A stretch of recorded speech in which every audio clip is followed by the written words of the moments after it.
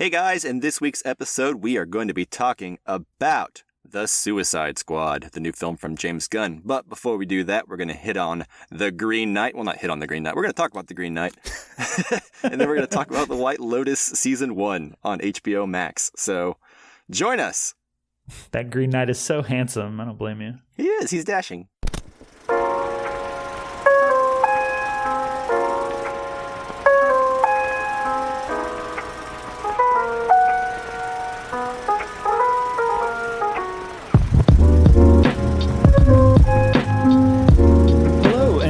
To the Casual Cinecast, powered by Cinelinx. My name is Justin, and with me, as always, is Mike. Mike, how you doing? Doing well, sir. I'm doing well. How are you doing? And also with me, for the first time in quite a while, Chris. How you Hello. doing? Thank you. I'm Welcome doing well. back, How are you Chris. guys? Yeah. Woo. It's good to hear you guys talking on the mics. The old radio talking. It's been a while, guys. Just like Yeah. old times. Yeah, just like old times. Clearly. Also, Justin, I asked how you were and you ignored me. Oh, well, thank you for asking, and I'm doing well. I don't care anymore. Oh, You've had your shot. never mind. I was going to say it was great to see you because we finally got to hang out for the first time in a little while. Yeah, that And, was fun. That was fun. Nice. We got to eat some fancy seafood. We did, and it was all delicious. I loved it. Yeah, me too. Wish you could have Right. been there, Chris. I didn't get an invite. Well, you weren't around. Yeah. Anyway, if this is your first time listening, normally we like to start off every episode in a section called News on the March, where we talk film and TV news, or just the movies and TV that we have been watching. Then we move into our feature review. This week we'll be discussing James Gunn's The Suicide Squad. That's right. And here on the Casual Cinecast, every other week, we like to put out a Casually Criterion episode. In these episodes, listeners get to choose a film from a poll that we put out on our Twitter account. These films are chosen from the Criterion Collection based on a theme. We put the poll out on our Twitter account. So look forward to our next Criterion episode, which actually we have a poll that we have out right now. So Mike, do you want to tell the people what won the poll and what our next Criterion episode will be? Absolutely. So this is the year of the Olympics, which is weird because it's 2021, but things are weird. So we decided to do sports as our theme. Which is weird in itself. It is, for me especially. And we each chose a film based on that. I chose a documentary called Minding the Gap, and you chose Bull Durham, Justin. And right. It looks like I win, Minding the Gap with 52.9%, and Bull Durham ended up with 47.1%. So It's a tight race. it was a tight race. I would have been happy with either of these. I haven't seen Bull Durham since I was a child, but I've never seen Minding the Gap, so it all works out. Yeah, I'm excited to revisit it. Chris, are you excited or you do not care? I am very excited about Minding the Gap. You talked it up so much that I still didn't watch it, but I've been excited about it ever since you talked it up. Yeah, I've always wanted to watch it, so now this is my excuse to just prioritize it. So Yeah, now I have to. yeah, That's right. it's obligation time. Well, as we said, we put those polls for the Criterion films out on our Twitter account. You can follow us on Twitter at Casual Cinecast. We're also on Facebook and Instagram at Casual Cinecast, but we do not put polls there. So the best place to follow us is Twitter. If you want to send us any messages, movie recommendations, questions about the films we're reviewing, send a message to any of those social media accounts or to casualcinemedia@gmail.com. And then, of course, if you haven't done so already, you like the show, you want to help other people find it, let other people know we're a good show, go onto iTunes or whatever platform you listen to podcasts on and give us a 5-star review or a thumbs up or a 12 Denzel Washingtons, whatever the Whatever rating ratings. system applies. Yeah. Denzel Washington's, that's an old school reference for Mike, basically. I don't know if you remember our friend John used to rate everything in Denzel Washington's. I didn't, but that's funny. I do now. I remember that now. It's a good way to live your life. Yeah. That's not even a joke for everyone on this podcast, so I apologize for making such a niche one. There's a deep inside joke. Yeah. All right. Well, I think with that, it's time to go ahead and just get into the content of this episode. So, news on the march? News on the march. All right. March on. News on the march!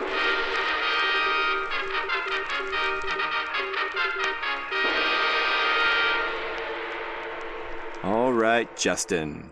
Why don't we get started with whatever you have been watching this week?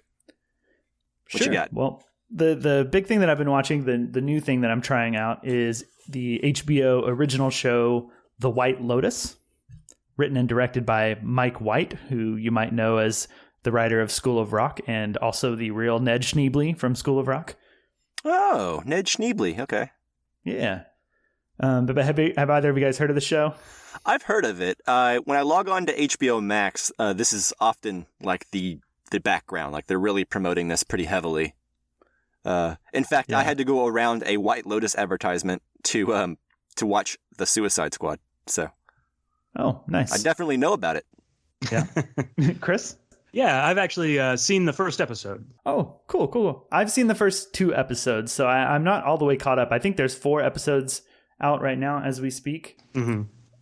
But I've only seen 2 of them. But so far, I really like this show. It's I would call it a comedy, but sort of a dark murder mystery, sort of weird suspense vibes comedy. But it's set in a tropical resort in Hawaii, I believe, that is called the White Lotus. And the story basically follows a group of guests, or several groups of guests. There's like a husband and wife on their honeymoon. There's a family who are there vacationing with a couple of kids.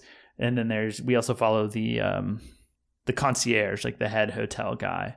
And we basically just follow them around. And the show sets up, we kind of have a cold open scene with the husband of the honeymoon couple. And he's in an airport. And this is after the events of the show. And they say something like, "Oh, you stayed at the White Lotus. Wasn't that where they found someone was murdered there?" And he's like, "Yep." And so that's kind of the premise of the show. We're watching all these events unfold, building up to like who is going to get murdered and who doesn't. And it stars primarily, I guess the biggest names would be Jennifer Coolidge, Steve Zahn, Connie Britton, and the other guy, like the concierge, is Murray Bartlett, who is really good. I've never seen him before, but he's really charming and charismatic. But also a few other people, Jake Lacey, who you might know as the Jim from the later season of The Office, the new intern. Oh yeah, the new Jim, I should say. But anyways, I'm enjoying the show. I think it's funny. I think it's interesting. It's really cool looking. It's really pretty, in my opinion, prettier than it needs to be. But Chris, what did you think of the first episode? Yeah, I enjoyed it. I think I need to watch the second episode before I feel like I'm into it or like obligated to feel an urge to watch the next episode. Right now, after the first one, I'm not like on the verge of watching the next one. I just got to give it another try, kind of, I believe. How long are the episodes? They're about an hour. Yeah. Okay. And I think it's going to be 6 episodes total. I don't think it's a multi-season sort of thing. I think it's just a mini-series. Actually, it just got a second season. Yeah. Like I read an hour ago. Yeah, that it got just renewed happened for today. season 2. Oh, well, that's new news to me, as it seems like it's kind of new news to the world as well. So, well, how exciting. It's also the second season, I think, is going to be a completely new like group of guests. So it'll take place at the White Lotus, probably have like the same concierge and stuff, but it'll be a completely new group of guests. So kind of like, but not quite like a Fargo situation. Yeah, like an anthology type deal. Yeah. Unless the concierge is the one who's murdered. I don't know. Perhaps. I don't know that yet. Yeah. But don't this one, spoil them if listeners you do. Yeah. So don't the show tweet at him has and tell him. What? I was just telling them not to bombard you with spoilers. Oh yeah. Well, the show has a pretty dark comedy vibe, and I think the reason why I think you guys might like it is because we all liked a movie called Thoroughbreds. Which yes, there's true. some very tonal similarities between this and Thoroughbreds, because I think has this sort of dry, sort of almost emotionless performances from some of the characters. That's interesting. I was thinking this would be like heavy Agatha Christie vibes or like Knives Out kind of vibes, but it's not nearly as fun. Yeah, okay. Thoroughbreds is an interesting comparison. Yeah. Not much that happens in it is laugh out loud funny. I think I might have laughed out loud once, but for the most part, it's very dry, very understated. The performances are pretty low key. So I don't know. I think that might strike some people's fancy, though. Cool. Well, you have me intrigued, so I'll probably check it out. I need a new show. Yeah, and it's about halfway out, and they're releasing every week, so it's another good week-to-week show, which I am enjoying all this week-to-week content we're getting. I agree. I need some more, so I'll definitely check this out because I am actually kind of in a dry spell on shows right now. The only thing I have going on is Bad Batch, and there's like one episode left. There's a new one coming out. Are you going to watch What If? I think that's this week. I don't care. I'll watch Ted Lasso's I'm sure, but like that's not something I think is going to scratch my weekly content, looking forward to it kind of itch. Yeah. Ted Lasso's going on, but maybe that doesn't scratch that itch either for you. Oh yeah, I forgot about that. Yeah, I'm enjoying Ted Lasso season 2 so far. Continuing to do so. All right. But well, maybe we'll touch on this whenever it's all said and done and all 6 episodes are out of the first season. But until then, we'll leave the White Lotus there. So, Mike, what do you guys, or Chris, whatever you guys have to talk about, go ahead. Yeah, so I want to talk about a film that I saw last week, and I have not been able to stop thinking about it, and that is The Green Knight, which was like one of my most anticipated movies. I've been looking forward to this thing for quite a while, and it finally arrived, and I saw it in theaters, and just got to say that I really, really, really enjoyed this movie just about as much as I wanted to, which is a nice feeling when something doesn't let you down. Yes. Agree. But yeah, just that's my brief thoughts, and I'll get a little bit more into it in a second. But Chris, you saw this as well. What are your thoughts on The Green Knight? Yeah, I also saw it and haven't stopped thinking about it. It's really pretty amazing. I like this movie quite a bit. It may be the best movie I've seen in the theater since COVID started, which I haven't seen a ton of movies in the theater. I mean, same. Yeah, hard same. But yeah, so I really enjoyed it quite a bit. I don't think it's necessarily for everybody, but I think it's for all three of us. I'm not surprised that Mike likes it, and I think Justin would love it as well. Yeah, I was about to say, this is a film that I love a lot, but it's one of those films, like many films that I love, that I just simply cannot recommend to everyone, you know? Correct. It has that A24 art house style vibe to it that I think, your mileage may vary. I also think that it will help you to know a little bit about Arthurian legend going into the movie, because I think the movie doesn't really have time to explain to you who everyone is.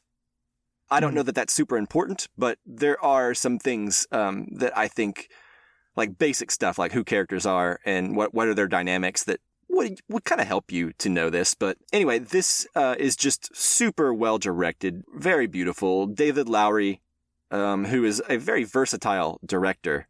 This was like a passion project for him. And he takes some liberties with the original poem, but I think very much tries to keep the spirit of Sir Gawain and the Green Knight like intact. But anyways, I just got to say, this movie is just moody and cool, and it's just, I don't know, I got really heavy vibes of like Last Temptation of Christ in this movie, just like in all the right ways. So I don't know, it's super good. That's all I got to say, is it's just super good. And the movie, I don't know, expects you to keep up with it, expects you to want to put in the work to appreciate it. And at times that's kind of frustrating. There were times in the movie where I'm like, I don't know if I'm enjoying this as much as I want. But then when it was over, I realized that like that was worth it. That feeling to push through that and get to the end and feel a satisfaction with it that I didn't anticipate a few minutes earlier, So I don't know. I just really like it and can't stop thinking about it. So I wish I could see it again now. Yeah. I think this movie, most of the complaints, and even kind of what you had just pointed out, the complaints are like it's kind of slow or the story's lacking. But for me, there's like 3 things that I really look for in a movie that I really want to be, good. And like a perfect movie is good in all 3 things. The way it looks, the acting, and then the story, right? And this for sure is great in 2 of those. The acting and the way it looks. I think the story is pretty great too, but it is, I think, like we said, slow. Like think maybe think like Barry Lyndon. I think that might be a good example of like kind of it's a mood piece as opposed to a lot of like plot development. Right. The story's good, but the whole thing, like the poem, amounts to a moral lesson, like a moral tale. Right. So the stakes at any given time are this dude's morality and not much else, really. And so it's very simple in that sense, right? Like it's so simple. It is a like 700-year-old poem, but it wears that so earnestly that I think it works. I think you know what you're getting into. I mean, if you watch the trailer, you know the kind of the vibe it gives off. And yeah, and basically it's just about a man who wants very badly to be an honorable man, a great man, a good man, but is he a good man? You know, is he an honorable man? I don't know. Like there's a difference between what you want to be and then what you are, you know? And so I don't know. I think it's a pretty great, unique, sleek little movie. And yeah, I am almost certainly going to have it on my like top movies of the year list, probably. Yeah. If it's not, it's been a pretty great year then. Yeah. And so far, there's no signs of it being toppled by anything. Right. Yeah, I agree. This is a really great movie. Especially Dev Patel, I think, is really great in this movie and worth watching. He's very charismatic in this movie, for sure. And even above that, his hair is even better than his acting performance. So. He does have really good hair in this movie. Yeah, it's always being blown by the wind. Yeah, it's always wet or wind blown, but never not cool. Yeah, nice. I have a question for you guys. So everything that you're describing, I think Chris, you said that it's a mood, and it's more of a mood than a story necessarily, and that kind of describes the David Lowery work that I've liked the most. You know, maybe the exception being Pete's Dragon, which I do like that one, but that one's a little more straightforward. But Ain't Them Body Saints and A Ghost Story were two films I really liked, and it sounds like this one's more in line with that. But have either of you guys seen his other films? And if so, what do you think of them? I've seen The Old Man and the Gun, and I've seen Pete's Dragon, and I've seen A Ghost Story, but I have not seen... Ain't Them Body Saints? Yeah, Ain't Them Body Saints. That's the one I think that's like the big hole in my David Lowery knowledge. But I like all of them. This is definitely, I think, hands down my favorite thing that he's done, though. Ooh, nice. Chris? I'm not as familiar with his body of work. I have seen The Old Man and the Gun. We did that on the podcast here. And I've seen Pete's Dragon. I'm trying to think if I've seen any of his other ones right off the top of my head, but I can't think of it. I haven't seen A Ghost Story, but I have heard it referenced as it's the closest to Ghost Story, The Green Knight. Yeah, of the ones I've seen, I think that's definitely true. Yeah, that's my favorite of his is Ghost Story. So this is exciting. And I have not seen it yet because I'm still a little hesitant to go to the movie theater, you know? Absolutely. I did see also in the news that The Green Knight is going to play for one night only, streaming. So did you see that? Yeah, you took the words out of my mouth. That's where I was going to go. A24 is doing a one night only screening. You can buy tickets, and it looks like then you can stream it through a web browser, Apple TV, or Roku. So pretty cool. Yeah, take advantage of that. It's August 18th, Wednesday, August 18th, for those who are interested in that. And it looks like, I guess it's an exact screening time. Like it'll stream, and then that's it. You can't play it on demand because it has a time. Okay, so you can't like rent it and then watch it later. Yeah, no, it says 8 p.m. Central Daylight Savings Time. Interesting. So there's a time and a place you got to be there. So that's kind of cool. I mean, it's a little collective, you know. Yeah, I also think it's probably landlocked to to the U.S. or whatever you call that. So if you're out of the U.S., you won't be able to watch it. VPN. Yeah, unless you got that. Unless you do those things. Yeah, I feel bad for the UK because 6 days or whatever before the movie was released, they just pulled it. Yeah. So, and there's still no release date for this film in the UK, which really sucks for them. Yeah, especially if it's as good as you say it is. I mean, I think it's as good as I say it is. I think it's as good as you say it is too. Thank you. Sweet. Well, I'm excited. I will make a time or schedule a time. I will make sure I'm not doing anything because I plan to watch this on August 18th when I can stream it at home. Yeah, I may do the same thing because I want to see it again real bad. So Nice. cool. But do we have anything else we want to say about The Green Knight right now? Nope. I'm good. Awesome. Okay, cool. Well, then I guess we should go ahead and just power on through to our main review. Yeah, let's go. Suicide Squad. All right, here we go. You gotta be kidding me. You're gonna risk the entire mission for a mental defective dressed as a court jester. It's coming from a guy that wears a toilet seat on his head. We don't leave one of our own behind. Hopefully Harley's still alive. No funny business, Colonel. These are dangerous people. Team 2 is clear to go. Fire. 3, 2. What are you guys doing? What? We're here to save you. You were gonna save me? It was a really good plan, too. Well, I can go back inside and you can still do it. That's patronizing. I'm so sorry. Harley Quinn. Blood sport.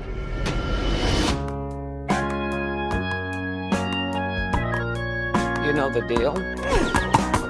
Successfully complete the mission, you get 10 years off your sentence.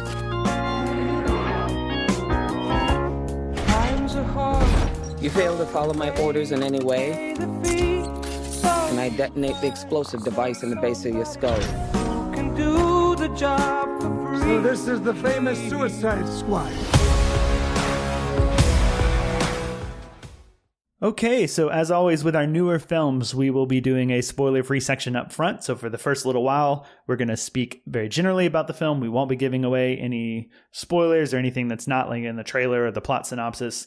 So if you haven't seen Suicide Squad, you can continue listening, and then once we give you a warning and play our bumper and a spoiler alert, you can pause the podcast, go watch Suicide Squad, and then come back and finish listening. The Suicide Squad, directed by James Gunn. It stars Idris Elba, Margot Robbie, John Cena, and Viola Davis.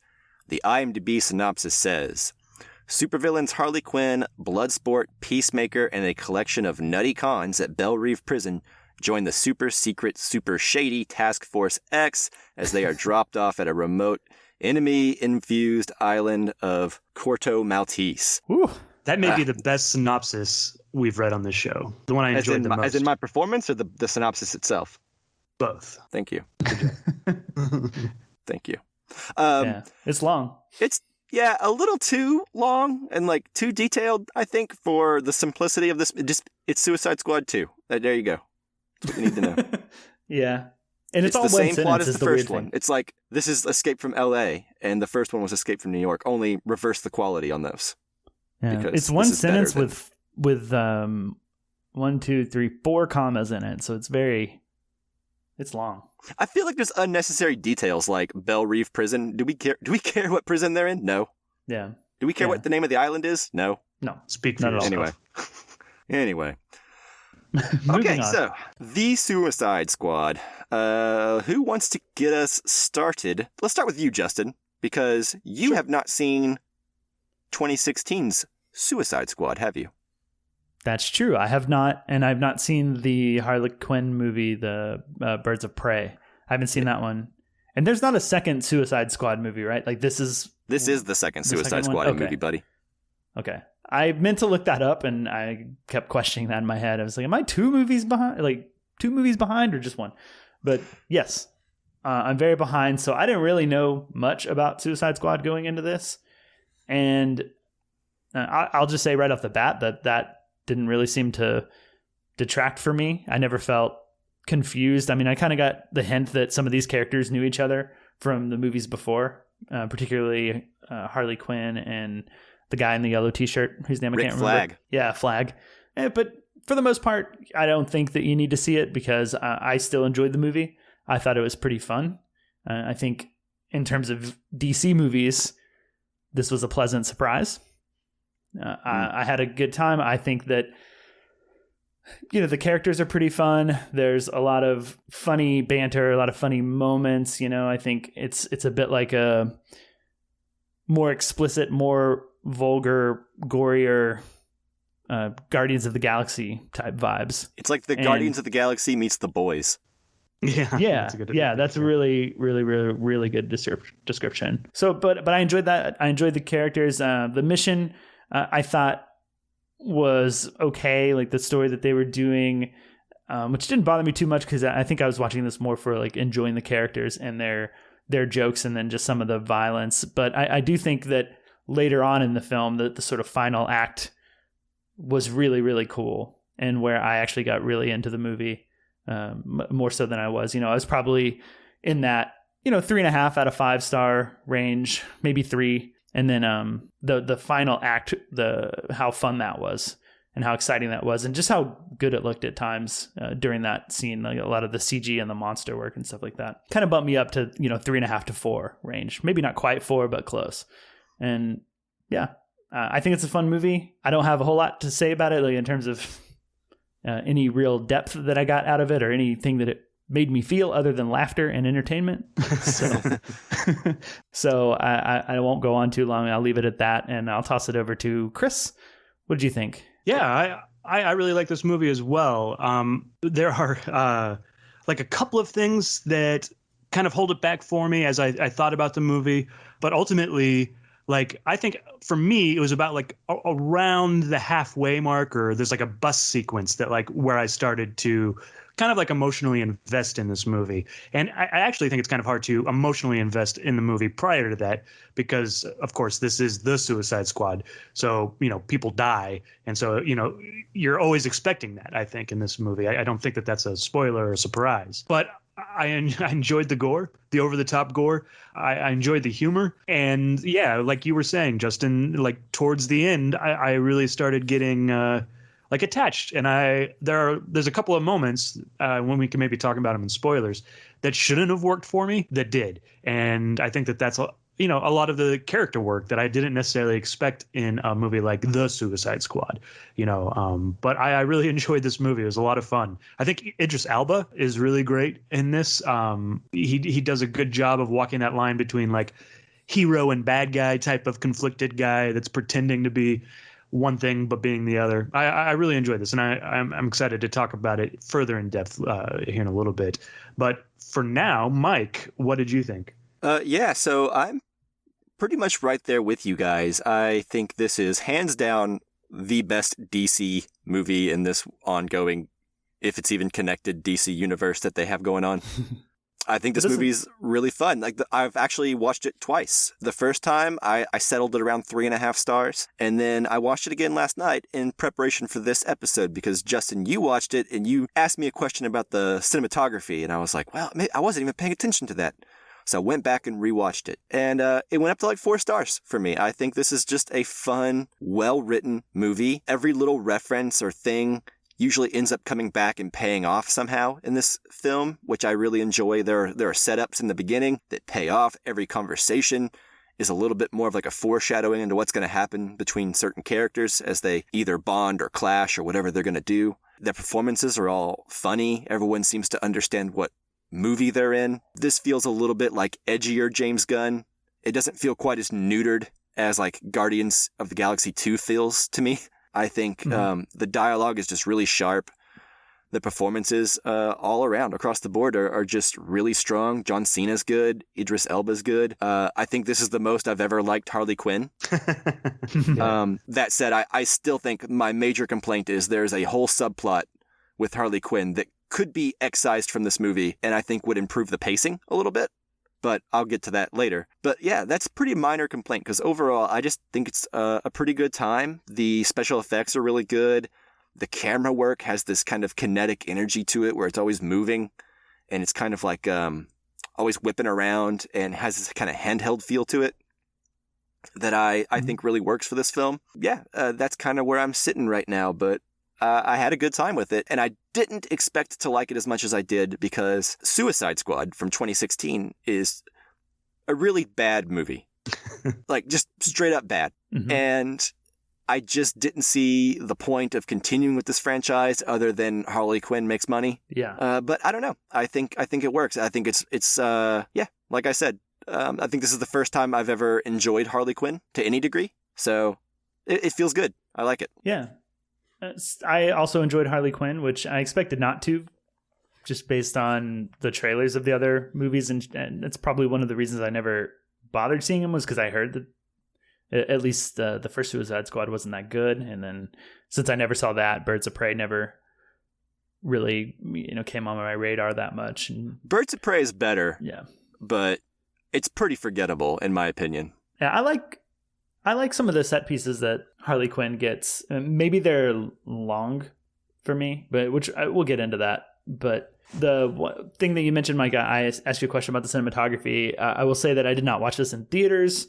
I watched it on HBOMax. Same.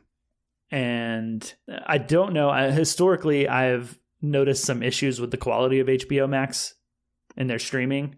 So I asked you, because I thought you had seen it in theaters. Mm-mm. Okay. Well, no, I'm probably done going to movie theaters for a bit after all this flare up with the Delta variant and all that stuff. But yeah. I've only seen Old and like Quiet Place 2 and Green Knight, and that's the end of my theatrical going experience for a while, I think. Chris, did you see this movie in theaters or on HBO? I did see this in theaters. Okay, so maybe the question is better asked to you, but how did it look? Because I felt there were times when the movie didn't look very good. I didn't notice it. You can find those moments a lot easier than I can, and you have a better eye for that. But I never thought, this doesn't look good. To me, I mean, in fact, I do remember about halfway through the movie being like, man, I'm glad I'm seeing this in the theaters, because we get like the sound, and then just there's some moments in there that's like that was pretty great on the big screen. I completely understand why you guys would stay home. Yeah. There were moments that I really enjoyed being in the theater for this. Yeah. Well, I probably retract that as any sort of criticism, and I won't dive into it too much. I think the one scene where it started to look really bad for me, and I can tell the difference when something's just, at a low buffer quality, and that's not necessarily what I mean. But there's the part where they're all outside and they're getting out of a bus going into somewhere. I'm being spoiler free here, but there's a lot of overblown white. And I think it's an intentional choice, but I don't know if it was just the way that it came through on streaming and the data rates, but that whole section looked particularly odd and weird to me, and just, I don't know, it looked bad. Yeah, I wasn't able to pinpoint what you were talking about exactly. I think I know the scene. Yeah. And I think it's even featured prominently in like the Suicide Squad trailer, but it didn't stand out to me as like too blown out to the point of being distracting. But okay.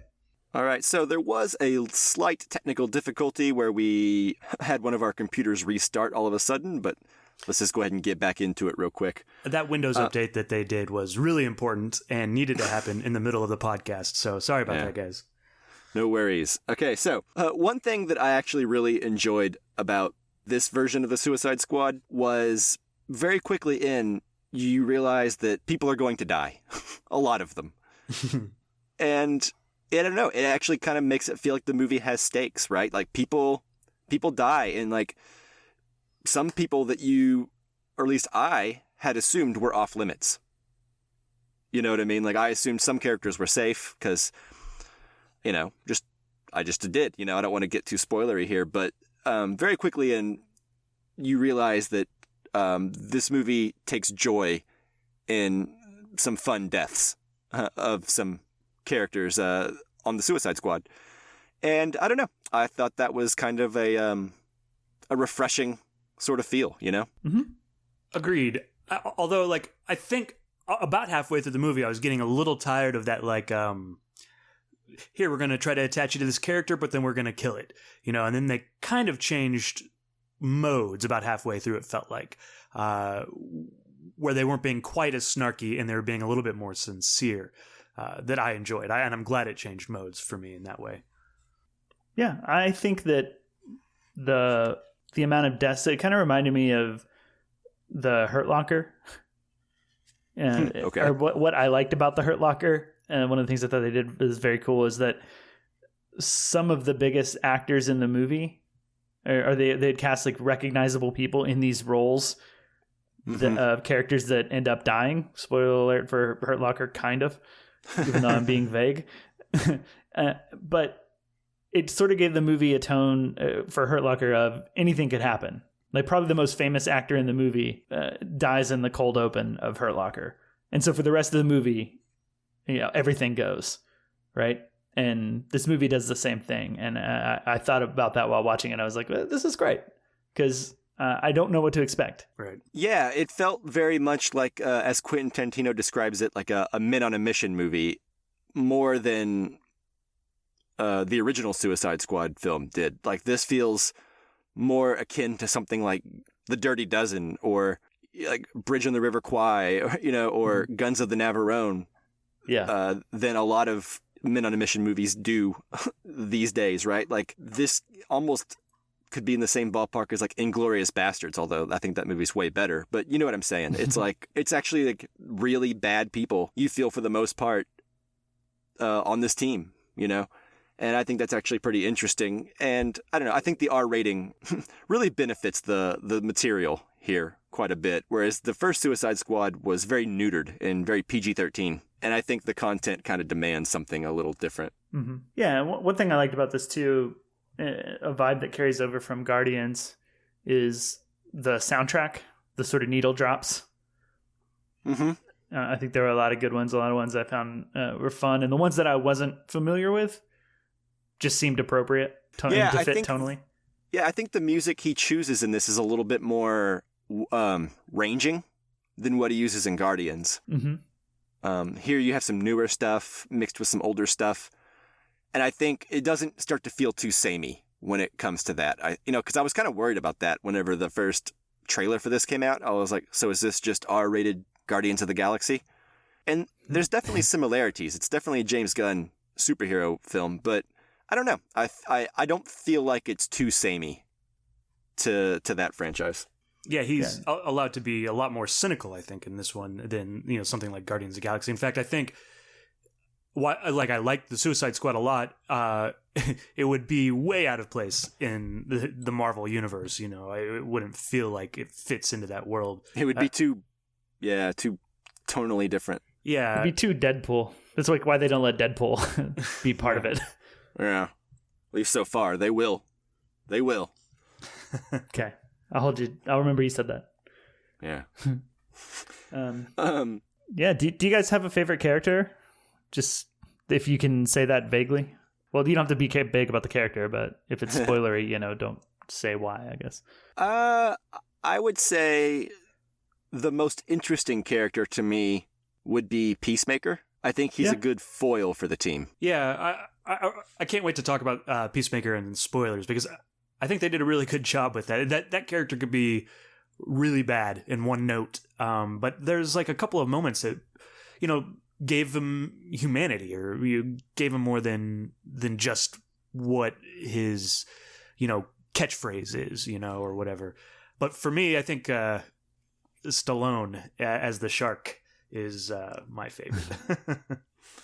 Yeah. Nice.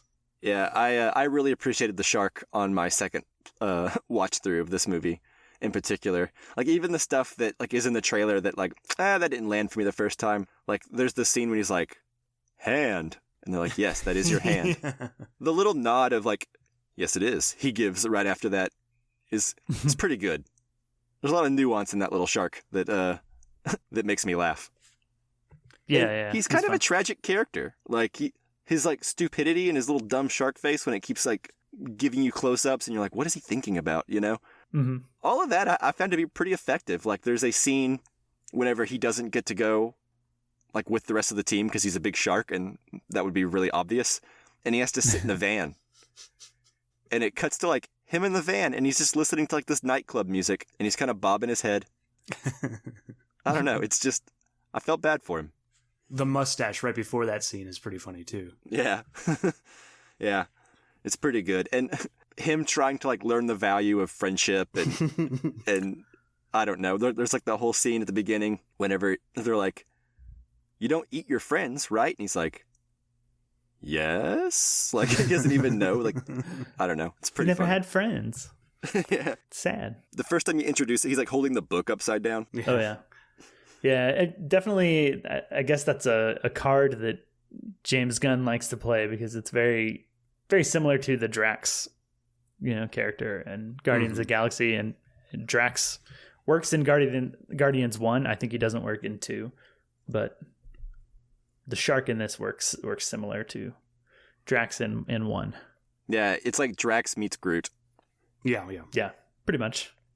But it's a card that he plays because it works, Well, yeah, and I feel like this character it wasn't just one note. Like I said, there's this kind of added element of like sadness and loneliness to this shark character that I think is kind of endearing. Mm-hmm. Yeah. How about you, Justin? I like the polka dot guy a lot. Yeah. I thought his mother hangups. yeah, his whole story and backstory I found to be really funny and sad and weird and dark. And yeah, he's just such a weird character. I was here for it. I don't know if I fully understood some stuff about him, but I can't really talk about that without spoilers. I had a hard time like not staring at the weasel when he was on screen. That thing is just so like I couldn't get over it. It was just so off-putting, and his eyes, you can't like come from different angles.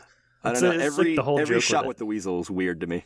Yeah, that's like the whole joke is just this horribly off-putting character that's not fun or funny or cool to look at or anything. Yeah, like that's the joke anytime he's on screen, and it's pretty good. But yeah, I think I'm out of stuff that's spoiler free. Yeah, I say we get into spoilers as soon as possible. Let me just say that again, I think what the strength of this script is everything is very contained. A lot of the deaths, maybe near the beginning, feel kind of random, but once we start getting into like the meat of the plot, and then once characters die, usually their fates and what ends up happening to them are based in their character and their actions and their outlook on life, right? And anything that's mentioned gets like brought back up and kind of comes full circle in this script. And I really like when films do that. So yeah, I think it's just a very well written and tight script for a franchise that I didn't think was worth this much effort to try to redeem. Yeah. Okay, so spoilers? Let's do it. Yeah, let's go. Okay. No, I guess Rosebud is just a piece in a jigsaw puzzle. How many cigarettes you got up there? I'll tell you all about it. Things are going to start happening to me now. And here we go. Okay, so real quickly before we jump into too much longer stuff, I did just have a quick question. I mentioned that the Polka Dot Man was my favorite character. I did feel, contrary to what you said, Mike, is that everything they mentioned comes back up. Is his polka dot power him expelling the polka dots? Because earlier in the film, he brings up this fact that if he doesn't like vomit or expel all of these like polka dots, they build up in him and he will like die. Yeah, they'll eat him alive. Yeah, is his power doing that? Because it became a thing that I thought that was a setup for later that, he keeps, getting all bumpy and polka dotty inside his body, and that's going to be a problem or something he has to contend with throughout. Well, yeah, so I think what happens is he has to expel them twice a day, otherwise they start to eat him. But I guess he keeps them in those little wrist things he has. Yeah, that was my takeaway. And then like, yeah, he whenever he's ready to unleash his power, he like lets his little wrist things go, and then they all just kind of come flying out. But I think he has to like get them out of his body and into those wrist things. That's what it looked like to me, but I am by no means a polka dot man expert from the comics or anything. Okay. Well, they just set that up, and I was waiting for something to happen with it, and that felt like the one loose thread, and maybe I just was honed in on that because I like that character so much. Yeah, I don't know that counts as a loose thread to me, the way I see it, but I see what you're saying. Like, yeah, you thought his sickness would come in more into play? Yeah, pretty much. Yeah. Well, okay, so here's what I would gonna say about like things paying off and like fates and all that stuff. So obviously there's the whole conversation between Peacemaker and Bloodsport at the beginning where